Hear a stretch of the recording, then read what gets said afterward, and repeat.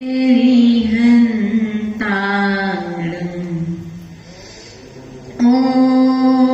नमो श्रीसिद्धाणम्। ओम नमो आयर्याणम्। ओम नमो गोवधायाणम्। नमो लोये समशाबुद्धम्।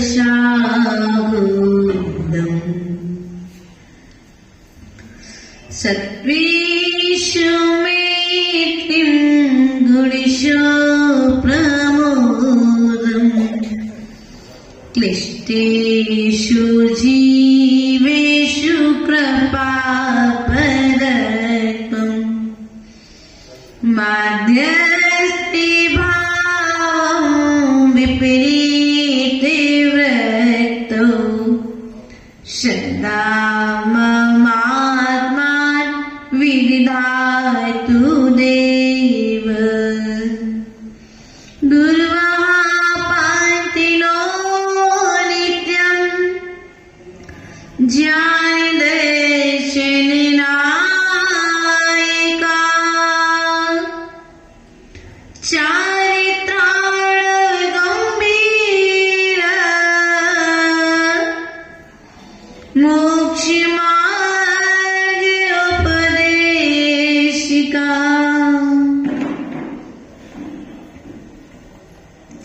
जहाँ जहाँ भी जैनी धर्म हो फूले और फले। फला फूलता देखूं सबको मेरा चित्त खिले। वात्सल्य की यही भावना सबके अंदर हो। मेरा अंतिम मरण समाधि तेरे दर पर हो। तेरी छत्र छाया भगवन मेरे सिर पर हो।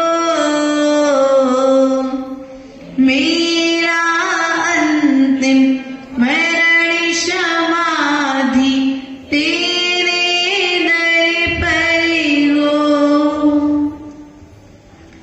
बोले अनंतानंत सिद्ध परमेश्वरी भगवान की, देवादिदेव आदिनाथ भगवान की, मूलय चंदा प्रभु भगवान की, देवादिदेव पार्श्वनाथ भगवान की, शासन नायक महावीर स्वामी की, आचार्य भगवंत कुंद कुंद स्वामी की, आचार्य भगवंत अमित गति स्वामी की, आचार्य भगवंत विशुद्ध सागर जी विराग सागर जी विशुद्ध सागर जी महाराज की, मम दीक्षा शिक्षा दाता ईश्वर विभव सागर जी महाराज जी की, द्वादशांग जीवाणी माता की।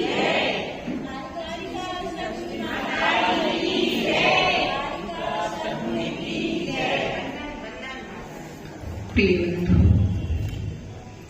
हमारा परम सौभाग्य कि हम सभी भगवान महावीर स्वामी के शासन काल में जन्म को प्राप्त हुए और जन्म के साथ साथ हमें जन्म का फल इस पंचम काल में चारित्र रूप में प्राप्त हो रहा है। चारित्र का फल भले ही आज ना मिले प्रदीप भैया, लेकिन विश्वास रखना, आपने यदि बीज उपजाऊ भूमि में बोया है तो फसल भी कुछ समय पश्चात मिल जाती है। उसी प्रकार से भले ही पंचम काल में हमें जन्म मिला है, इस बात का विचार करके दुखी मत होना। इस बात का विचार करके हिम्मत मत हारना। पंचम काल है, हीन सहनन है, साधना हो नहीं सकती, मोक्ष तो होना ही नहीं है, ऐसा सोच करके घर पर मत बैठे रहना। नियमसार ग्रंथराज में आचार्य भगवंत कुंद स्वामी ने कहा है कि पंचम काल में मोक्ष नहीं है, लेकिन मोक्ष का मार्ग है। और जब मोक्ष का मार्ग है तो आज आप मोक्ष के मार्ग पर बढ़िए।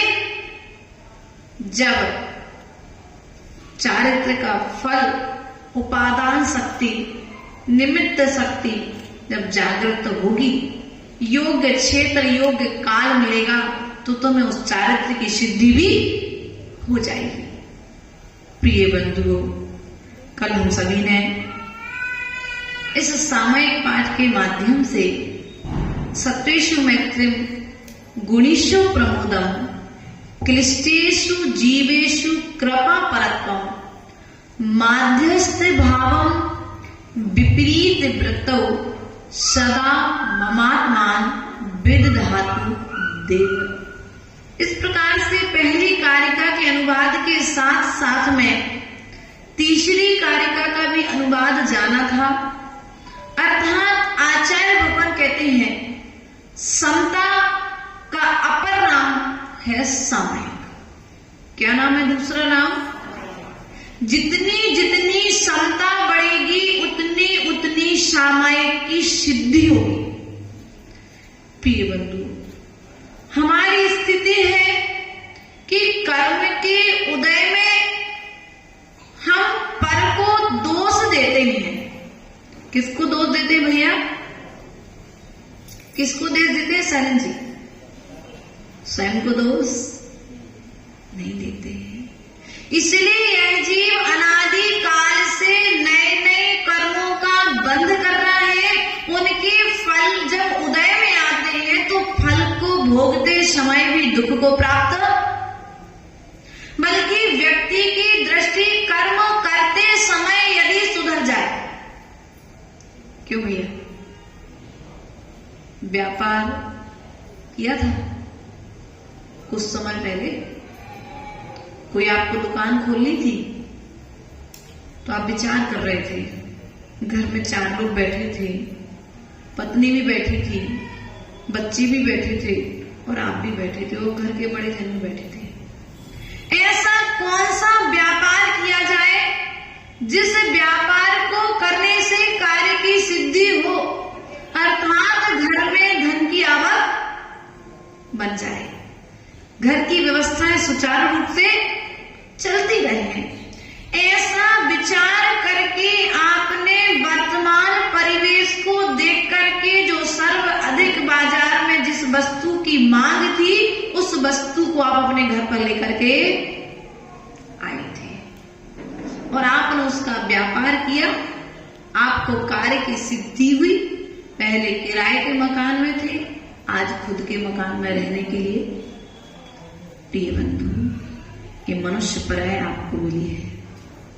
ये जो मनुष्य गति है, त्र्यंच गति है, देव गति है, नरक गति है, ये किराए का कमरा है। क्या है ये? ये किराए का। इस किराए के कमरे में कब तक रहोगे भैया? कितने दिन तक तुम इस किराए के कमरे में रहोगे? जैसे ही आयु कर्म पूर्ण होगा फिर तुम्हें कमरा तुरंत दूसरा बदलना पड़ेगा। कमरा जब बदलना ही है तो भैया स्थायी घर की तैयारी, भैया हमसे नहीं होता इधर से उधर सामान पटकना बार बार, आप लोग ऐसा कहते हो ना। अब तो अपने स्थायी घर की तैयारी, ऐसा बोलते ना आप लोग परिवार में जब परेशान हो जाते हो, भैया हमसे ये बार बार का साल 2 साल में फिर इधर सामान रखना, फिर उधर सामान रखना, परेशान हो गए। अब तो ऐसा व्यापार करो जिससे अपना खुद का घर, हम लोग ये जो चारित्र धारण कर रहे हैं ना, ये खुद के घर में जाने की तैयारी कर रहे हैं। ये मनुष्य पर्याय मात्र एक ऐसी पर्याय है जिस पर्याय में आने के पश्चात आप चारित्र को धारण करके स्वयं के घर में जा सकते हो। त्रेंच गति से सम्यक दर्शन हो जाएगा, देशवृत्ति हो जाओगे, लेकिन मुनि बनकर के मोक्ष नहीं जा सकते। देव गति में मात्र सम्यक दर्शन प्राप्त कर सकते हो, चारित्र को धारण नहीं कर सकते हो। नरक गति में यदि तुम्हारा कोई पुण्य रहा तो तुम्हें संबोधन देने वाला कोई देव आकर के तुम्हें संबोधन दे देगा। सम्यक दर्शन तक की व्यवस्थाएं तो हैं, लेकिन इस मनुष्य पर्याय की दुर्लभता है कि तुम्हें चारित्र की प्राप्ति हो सकती है। स्त्री पर्याय में चारित्र है कि नहीं है? स्त्री पर्याय की उत्कृष्ट अवस्था है आरिका। कौन सा पद है?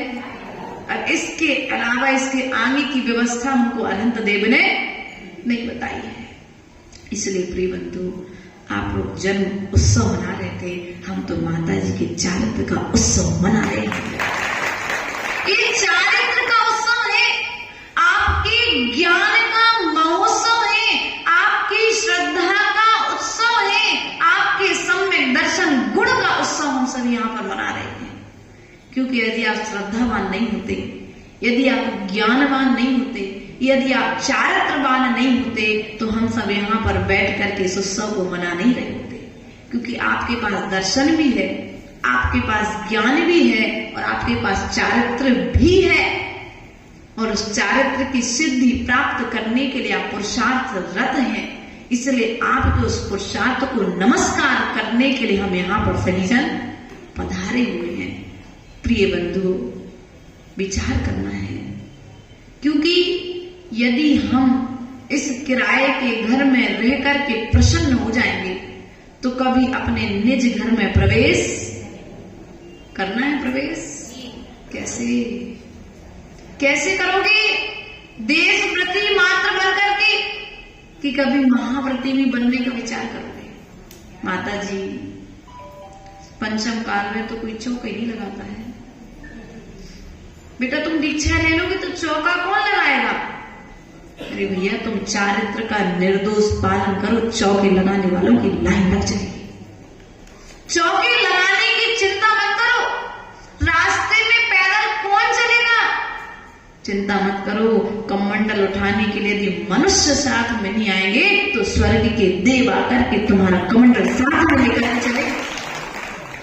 चिंता मत करो, यदि कोई धर्मात्मा जीव, पूर्व जन्म का पुण्यात्मा जीव मोक्ष मार्ग पर बढ़ता है तो माताओं, हताश और निराश मत होने देना, उसे पुरुषार्थ करने दो। आप लोग क्या शिक्षा देते हो? बेटा तुम्हें अभी ज्ञान तो कुछ, क्या करोगे दीक्षा लेकर के? यदि आचार्य भगवंत विशुद्ध सागर को दीक्षा का ज्ञान होता, दीक्षा के पहले यदि ज्ञान होता, तो वे आज विशुद्ध सागर बन करके नहीं बैठे होते। उन्हें उस समय कोरे कागज की तरह आकर के उन्होंने अपना जीवन आचार्य भगवंत विराट सागर जी के लिए सौंप दिया, और आचार्य भगवंत विराट सागर जी उस कोरे कागज पर अपने चारित्र के बीज बोते गए, चारित्र के शब्द लिखते गए, तो आज विशुद्ध सागर एक ग्रंथ की तरह, निर्ग्रंथ की तरह हमारे सामने है।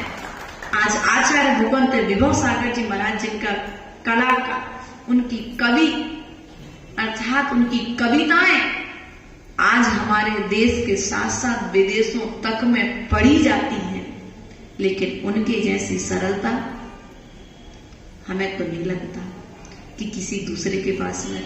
माता जी कह रही थी कि माता जी इतनी सरल है। बेटा, ये हमारी सरलता नहीं है, ये सरलता तो हमने अपने आचार्य गुरुदेव से पाई है।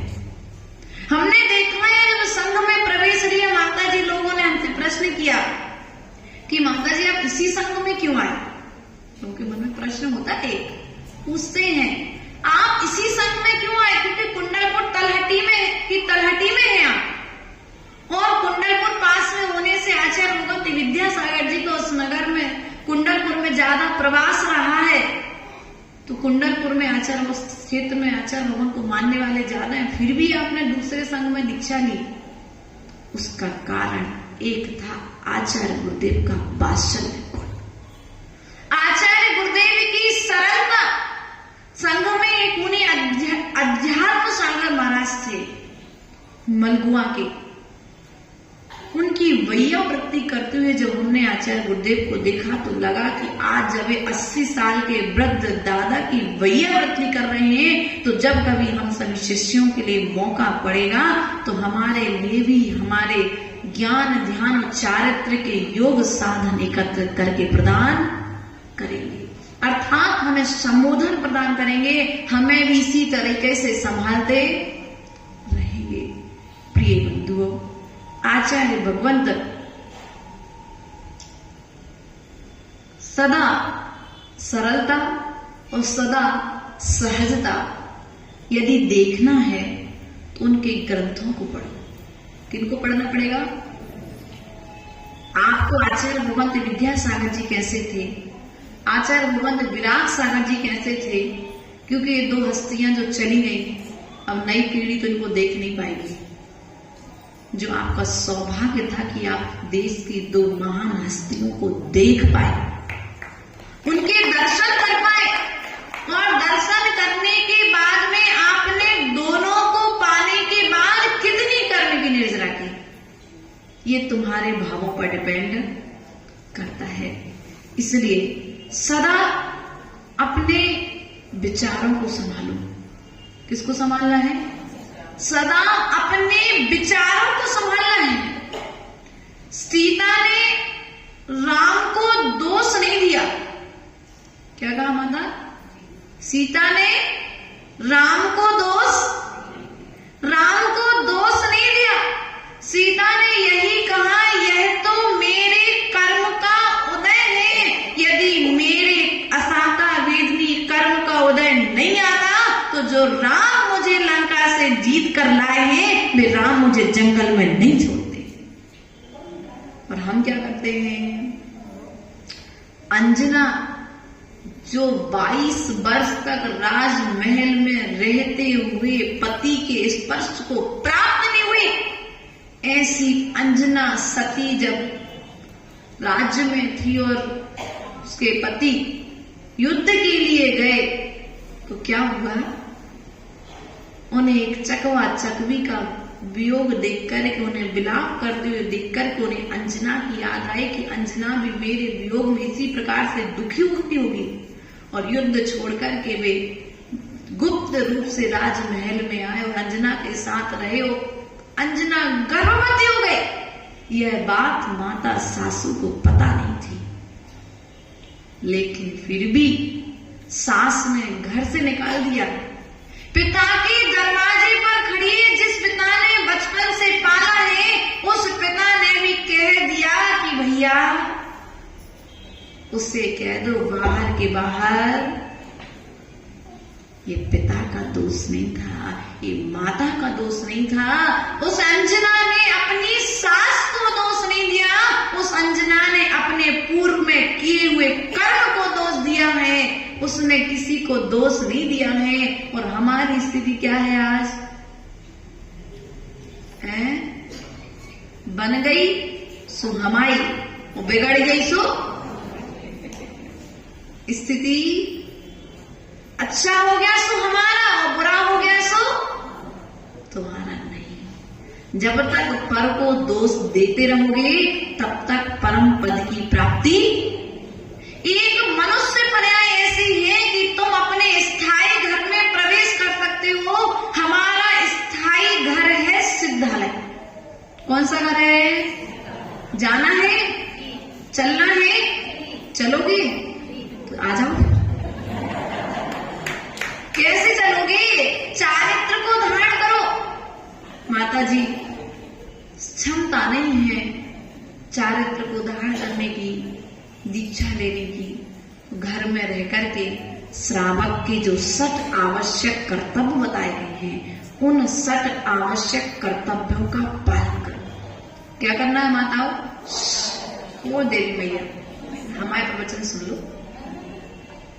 क्या कहा?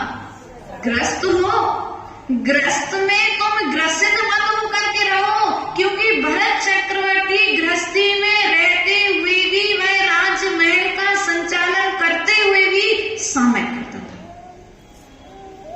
चक्रवर्ती था, मनुष्य को राजा कौन है? देवियों, तुम लोग हो अपने अपने घर की रानी।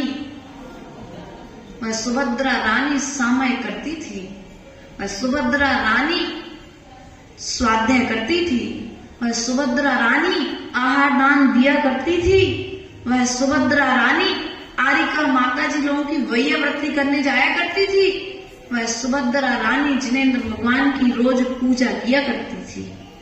अब आप लोग के पास समय है, वो 24 घंटे सुभद्रा रानी के समय में होते थे और वो 24 घंटे तुम लोगों के समय में होते हैं। तो ऐसा नहीं कि उनके समय में 26 और तुम्हारे समय में 24, क्योंकि काल परिवर्तन हो गया ना। ऐसा तो नहीं हुआ माताओं, नहीं हुआ ना। विचार करना है, काल परिवर्तन हुआ है, भाव परिवर्तन नहीं होना चाहिए। नमोकार नहीं बदला है, सिद्ध चक्र नहीं, सिद्ध चक्र विधान के लिए काल बदला है, लेकिन सिद्ध चक्र का प्रभाव नहीं बदला है। उसी नमोकार मंत्र को सुनकर के सर्प के जोड़े ने धर्मेंद्र और पद्मावती पद को प्राप्त कर लिया था, स्वर्ग के देव हो गए। एक बंदर ने नमोकार मंत्र को सुनकर के स्वर्ग प्राप्त कर लिया, एक बैल ने नमोकार मंत्र को सुना तो वह स्वर्ग का देव हो गया, एक कुत्ते ने नमोकार मंत्र को सुना तो वह स्वर्ग का देव हो गया। और हम मनुष्य क्या जितनी श्रद्धा के साथ सांप ने, बैल ने, कुत्ते ने, बंदर ने सुना था, क्या उतनी श्रद्धा के साथ नमोकार मंत्र को जपते हैं? क्या उतनी श्रद्धा के साथ नमोकार मंत्र को नमस्कार करते हैं? क्या उतनी श्रद्धा के साथ हम नमोकार मंत्र का प्रयोग और उपयोग करते हैं? काल बदल गया, ऐसा कहकर के आप धर्म से बचते हो। क्या करते हो? काल बदल गया है, ऐसा कहकर के धर्म से बचते हो, और जो आज धर्म से बच रहा है कल वह पाप में लीन होकर के संसार के दुखों को भोगेगा। इसलिए प्रिय बंधुओं, हमारा स्थायी घर सिद्धालय है। चलना है, चलना है। सिद्धालय में कैसे जाओगे? सिद्ध बन करके कि निगोदिया जी बन करके? जाने की व्यवस्था है। हम रह के आए सिद्धालय में, सब रहे हैं, लेकिन सिद्ध बन के नहीं रहे हैं, हम निगोदिया जीव बन के रहे हैं। इसलिए मैं इस पंचम काल में आना पड़ा है। अब यदि तुम्हें सिद्ध बन के जाना है तो यहां से कर्म की निर्जरा किन किन कार्यों से होती है, उन कार्यों को करना आज से प्रारंभ करना पड़ेगा। देखो तो, जिस कृष्ण के लिए आप जानते हैं, किस रूप में जानते हैं, जिस रावण के लिए आप गलत रूप में जानते हैं, वो रावण, वो कृष्ण भी एक दिन तीर्थंकर बनेगा। वो रावण भी एक दिन भगवान बनेगा, वो कृष्ण भी एक दिन भगवान बनेगा। वह अंजन चोर जिसने जीवन भर चोरी की, वह भी एक दिन भगवान, वो भी भगवान बन गया। तो क्या हम भगवान नहीं बन सकते? क्या बोलो तो, शक्ति हमारे अंदर है कि नहीं है? मात्र आवश्यकता किस चीज की है?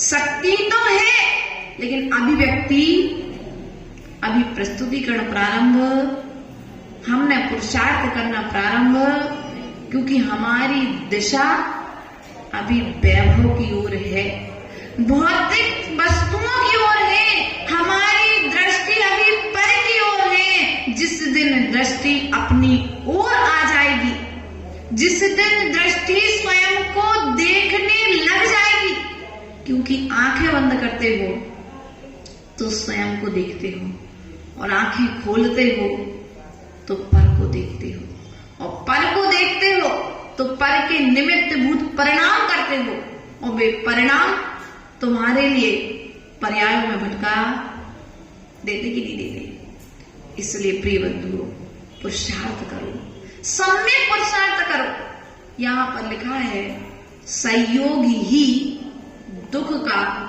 मूल है, लेकिन एक शब्द होना चाहिए था। कौन सा संयोग? शुभ संयोग कि अशुभ संयोग? सम्यक संयोग कि मिथ्या संयोग? राग को बढ़ाने वाला संयोग कि वैराग को बढ़ाने वाला संयोग? समय सार की भाषा में कहेंगे तो सब छोड़ना पड़ेगा, लेकिन व्यवहार की भाषा में हम व्यवहारी जन हैं। व्यवहार को आधार बना करके हम निश्चय की ओर जाएंगे, क्योंकि दूध को गैस पर डायरेक्ट गर्म नहीं करते। दूध को गर्म करने के लिए हमें तवेली का आधार लेना पड़ता है।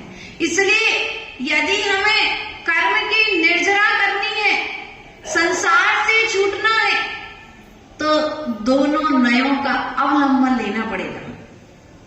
क्योंकि आचार्य भगवंत ने कहा है ये दोनों नए आनंद के दोनों नयन की तरह है। किसकी तरह है? आनंद अर्थात आपका चेहरा। चेहरे पर जैसे दोनों नयन, दोनों आंखें हैं, उसी तरह से ये दोनों नए हैं। यदि एक नए को मानते हो तो आप कौन हो? बोलो तो अब समझ जाओ। और दोनों नए को मानते हो तो आप जिन शासन की अर्थात जिनवाणी की बात को मानते हो, जिनेंद्र देव की बात को मानते हो, जिन शासन को आगे बढ़ाते हो। इसलिए प्रिय बंधु, अपने निज घर में जाने की तैयारी करो। जिन जिन परिणामों से आप कभी अपना यहाँ चिड़ियाघर वगैरह, या खैर आजकल आप लोग टॉकीज जाते हो ना? नहीं जाते यहाँ वाली महिलाएं? नहीं, आप लोग नहीं जाते। आगे वाले पीछे वालों से पूछो है। अरे मोबाइल के अलावा जो नई रिलीज होती है ना, तो मोबाइल में नहीं आती। उसके लिए तो टिकट लेना पड़ता है, नहीं लेना पड़ता? तो क्या करते हो? बिना टिकट के तुम्हें उस स्थान में प्रवेश मिलता है क्या? बिना टिकट के वहां भी प्रवेश। तो माता जी ने क्या किया? चारित्र का टिकट। अब इन्हें सिद्धालय में जाने से कोई दूसरा रोक? चारित्र का टिकट। चारित्र के भेद कितने का है मुकेश भैया? 2, सकल चारित्र और विकल चारित्र। देशव्रती और अणु, देशव्रती और महाव्रती, अनगारी और सागारी अर्थात गृहस्थ और श्रावक और श्रमण के भेद से यहाँ पर चारित्र के 2 भेद कहे। लेकिन हमारी दृष्टि क्या है? ना तो हम सही तरीके से श्रावक बन पाए और ना हम सही तरीके से, क्योंकि यदि सही तरीके से आप श्रावक बन जाओगे तो साधु बनने में समय, बाहर के साधु और बाहर के श्रावक नहीं बनना। क्योंकि जब तक तुम भीतर के साधु और भीतर के श्रावक नहीं बनोगे तब तक तुम्हें आनंद आने वाला नहीं है। भीतर का अंदर आनंद भीतर में जाने पर आता है। अपना स्थायी पता क्या है? हमारी माता कौन है? इस देह को जन्म देने वाली माताएं तो अनंतानंत हो चुकी हैं, लेकिन इस जीव को जन्म देने वाली यदि कोई माता है क्या? जीव को यदि तुम्हें जीव को जन्म देने वाला कोई नहीं है, लेकिन चेतना का ज्ञान कराने वाली, चिंतामणि रूप रत्न प्रदान करने वाली हमारी जिनवाणी माता है। पिता कौन है हमारे? बोलो तो है? अनंत हमारे अपने कुल का तो पता होना चाहिए। इस देह से संबंध रखने वाले माता का, पिता का, परिवार का, खानदान का, गोत्र का, सबका नाम पता है। लेकिन जिसके शासन काल में हमने जन्म लिया है, उनके ऐसे अपने माता पिता का नाम हमें पता है कि नहीं है? हमारा स्थायी घर सिद्धालय। बोलो तो हमारा स्थायी घर, हमारी माता हमारे पिता, हमारे भाई और बहन कौन है? बोलो तो हमारे भाई के रूप में वर्तमान पंचम काल में इस पृथ्वी तल को धन्य करने वाले निर्ग्रंथ मुनिराज हैं, और बहन के रूप में हमारी आलिका माताएं हैं। ये छोटा सा परिवार है। हम कौन से कुल के हैं भैया? जैन कुल के तो हैं, लेकिन जिस कुल के, जिस गोत्र के भगवान महावीर स्वामी थे, जिस दिन महाव्रतों के संस्कार हो गए, उस दिन बेटा तुम्हारा गोत्र वह गोत्र हो गया जो गोत्र भगवान महावीर स्वामी का था। तुम उस कुल के हो गए। वरना लोग पूछते माता जी कौन सी आवा परवाह के, बोला ऐसे पूछते भैया। जिस दिन दीक्षा हो गई ना, उस दिन ये तुम्हारे जो संसार के संबंध वाले गोत्र हैं, ये सब हमारे, यदि आज भी हमारे हैं तो फिर सूतक पातक की विधि भी हमको पालना पड़ेगी। हम तो महावीर के कुल के हैं, महावीर के गोत्र के हैं, महावीर की जाति के हैं, अर्थात हम महावीर के वंशज हैं। हमारे, तुम तो पुत्र और पुत्री में भेद रख सकते हो, हमारे भगवान महावीर स्वामी ने ना तो पुत्र में भेद रखा, ना पुत्री में भेद रखा, दोनों को मोक्ष मार्ग की व्यवस्था उनके योग बता दी है। ये हमारा छोटा सा परिवार है, और हमें ज्ञान ना होने के कारण क्या करते हैं? हम संसार में भटकते रहते हैं। जिनवाणी माँ को यदि तुम वास्तविकता में अपनी जन्म देने वाली माँ की तरह मानने लग जाओ, तो कभी भी मंदिर में कोई जिनवाणी फटी नहीं दिखेगी। मंदिर में कोई जिनवाणी अव्यवस्थित, जितना समर्पण तुम्हारी सासू माँ के प्रति है, उतना समर्पण अपनी जिनवाणी माँ के प्रति करके देखो। वह कल प्रश्न आया था माँ, एक प्रश्न आया था कल कि माता जी हमने बहुत किया सबके लिए, लेकिन परिवार में रहते हुए भी हम बुरे होते हैं। हमें किसी का प्रेम नहीं मिलता। ध्यान रखना माताओं, तुम प्रेम किससे चाहते हो? पहले निर्णय करो। जो राग और द्वेष से सहित है, उससे प्रेम चाहते हो तो 3 काल में देने की शक्ति उसके अंदर। जब भी तुम्हें ऐसा लगे कि मेरा कोई नहीं है, उस जंगल में भी सीता तत्व का चिंतन करती थी। उस जंगल में भी चर्म शरीरी को अपने गर्भ में धारण करने वाली अंजना सती स्वाध्याय अर्थात जो माताओं से बड़ा था, आरिका माता जी से, उसका चिंतन करती थी। कर्म सिद्धांत को ध्यान में रखती थी। और हम क्या करते हैं? वर्तमान परिवेश को देख करके सीता कोई तलाक लेने नहीं गई राम से है। अंजना, पिता ने भी कह दिया कि बेटा तेरी कोई गलती होगी, इसलिए सास ने घर से, अरे मेरी बच्ची को तो कोई गलती नहीं है। आज यदि बच्चियां घर पर बैठी है, माताओं ध्यान रखना, 50% हाथ आप लोगों का है। डिवोर्स हो रहे हैं, तलाक हो रहे हैं, तो इसका कारण 50%, यदि 50% ससुराल वाले हैं तो 50% बेटा तुम ज्यादा काम मत किया करो, थक जाओगी। क्या आज की माताएं शिक्षा देती है? बेटा तुम ज्यादा काम मत किया करो। बल्कि जिस दिन विवाह हो गया, क्यों दादी माँ आपके समय में, जिस दिन विवाह हो गया, अब बेटा तुम्हारा घर, अब सुख में रहो चाहे दुख में रहो। इसलिए प्रिय बंधु, हम महावीर के कुल के हैं, उनकी आन बान और शान को कैसे बचाए रखना है, ऐसा उपाय विचार करो। तो मैं निज घर में जाना है तो प्रथमान योग पढ़ो। क्या पढ़ना है? गृहस्थों के लिए द्रव्यान योग की व्यवस्था भी नहीं है। जब साधु बन जाओ तब तुम द्रव्यान योग पढ़ पाओगे, उसका चिंतन कर पाओगे, भेद विज्ञान कर पाओगे। घर में तो रखी एक क्या 10 गोदरेज कपड़े की, अब तुम कहो कि ये मेरे नहीं है, आग लगा दो, स्थिति क्या होगी? सोना चांदी रखा है, चोर चोरी करके ले जाए, क्या होगी स्थिति? इसलिए प्रिय बंधुओं, समय सार का आचरण तो चारित्रबाजी कर सकते हैं।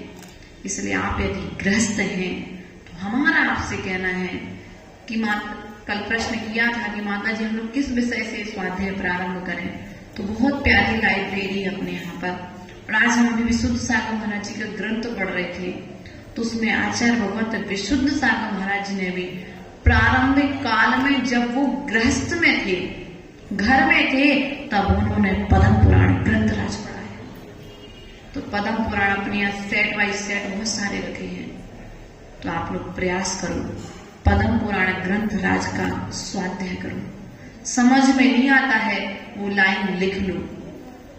पति अच्छा नहीं है ना, तो तुम्हें वो पद्म पुराण बताएगा कि पति अच्छा क्यों नहीं है। सास अच्छी नहीं है ना, तो वो पद्म पुराण तुम्हें कर्म सिद्धांत के माध्यम से समझा देगा कि सास अच्छी क्यों नहीं है। बच्चे अनुकूल नहीं मिले ना, तो पद्म पुराण तुम्हें उसकी भी शिक्षा। अच्छा, तो राज्य चलाने की काव्य नीति, राजनीति और तुम्हारे परिवार की नीति, परिवार को चलाने की सब व्यवस्थाएं, समाज को चलाने की व्यवस्थाएं, राजा राम किस प्रकार से राज्य का संचालन करते थे, ये सब व्यवस्थाएं उस पद्म पुराण में है। अर्थात प्रथमानी योग भी है, कर्णानी योग भी है, चरणानी योग भी है, द्रव्यानी योग भी है, एक ग्रंथ मात्र पद्म पुराण में। जिसने पद्म पुराण पढ़ लिया उसने चारों अनुयोग पढ़ ली। इसलिए अपना प्रयास पर के परिणामों को पढ़ने में मत लगाओ। क्या कहा? अपना समय पर के परिणामों को तुम हमारे बारे में क्या सोच रहे, इसमें मत लगाओ। व्यक्ति दुखी है इस बात से कि वे हमारे बारे में ऐसा सोचती है। अरे भैया, वे तुम्हारे बारे में ऐसा सोचते, उनकी प्रकृति है, तुम अपने बारे में सोचना प्रारंभ करो। क्या करना है? तुम अपने बारे में, तुम अपना समय पढ़ने मत लगाओ, तुम अपना समय जिनवाणी के पन्नों को पलटने में लगा दो, तुम्हारी किस्मत अपने आप पलट जाएगी।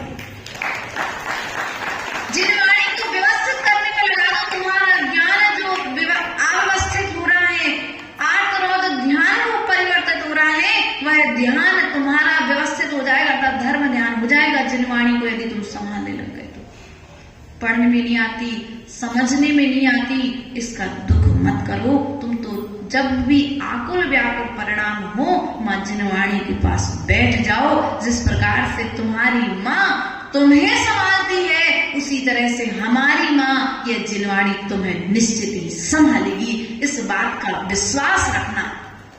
बड़ी बड़ी सतियों की कहानी अपने ग्रंथों में आई हैं, लेकिन ग्रंथ पढ़ने की फुर्सत काय माता जी, फुर्सत नहीं है, क्योंकि मोबाइल सबसे बड़ी व्यवस्था है। कल हम लोग रास्ते में शीतल धाम गए थे परसों दर्शन करने, से एक दृश्य देखा, कुत्ता 4 व्हीलर में सबसे आगे बैठा है ना। आदि आदि व्यवस्थाएं देखने में आ जाती हैं। तो ही माता जी बोली, माता जी कुत्ते का बच्चा सेठानी के हाथ में और सेठानी का बच्चा नौकरानी के हाथ में। ये व्यवस्था आप लोग क्या कर रहे हो? अपने घर की बागडोर कर्मचारियों के हाथ में छोड़ करके स्वतंत्र होना चाहे तो एक विश्वास पात्र कर्मचारी मिल जाए, फिर पूरी दुकान और पूरा घर उसके हवाले करके अपनी फ्री लाइफ, जहां जाना वहां घूमने। जितना काम तुम्हारे सासू माँ के समय में हुआ करता था, उतना कार्य अब आपको नहीं करना पड़ रहा है। ना आपको झाड़ू लगाना पड़ रहा, ना पोंछा लगाना पड़ रहा, ना कपड़े धोने पड़ रहे। कई घरों में ऐसी व्यवस्था है, ना बर्तन मांजने पड़ रहे। और तो और ऐसी भी माताएं हैं मुकेश जी, वे अपनी बच्ची का विवाह उस घर में जब करती हैं भैया भोजन वाली बनाने वाली लगी कि नहीं लगी, तो हम कहते भैया खिलाने वाली हो लगवा लो। इसलिए माताओं, धर्म को बिगाड़ने का कार्य हमने प्रारंभ किया है, इसे सुधारना भी हमको ही पड़ेगा। आगम की व्यवस्थाओं को सुधारो।